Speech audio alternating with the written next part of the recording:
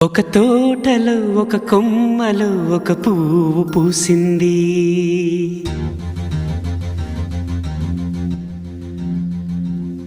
మహారాణిలా మహాలక్ష్మిలా ఆ పువ్వు నవ్వింది.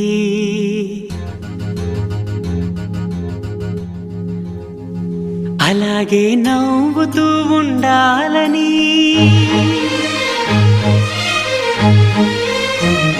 అలాగే నవ్వుతూ ఉండాలని నింగి నేల వాగు వంక చెట్టు చేమ గువగూడు ఆశీర్వదించాయి.